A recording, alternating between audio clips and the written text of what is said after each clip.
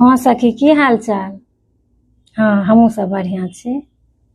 हाँ ये एहि बेर बरसाइत दिन सोमवारी लगै छै बेरवला।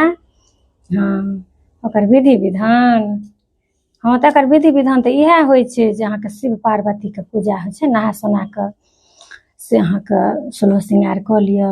एहि दिन तऽ बरसाइते छी आ शिव पार्वतीके पूजा होइ छनि आ पीपर गाछके पूजा कयल जाइ छै। हमसभ तऽ पीपरे गाछ तरमे जाकऽ नैवेद्य दऽ देलहुँ आ गौरीके सोहागके सामान चढ़ायल जाइ छनि।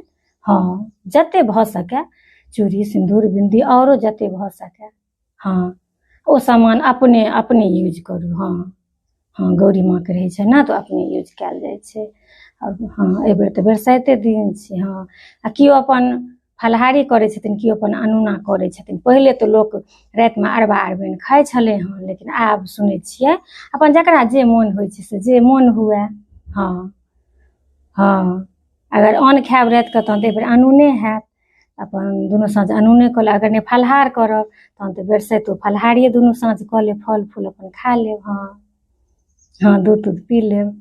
हाँ इएह छै आओर नहि कोनो छै। हाँ कोनो चीज हाँ जथा शक्ति तथा भक्ति। हाँ हाँ कोनो ओतेक अथी करैके नहि रहै छै, भगवान भाव देखै छथिन। हाँ चलू एहि बहाने फोन तऽ केलहुँ। हाँ ये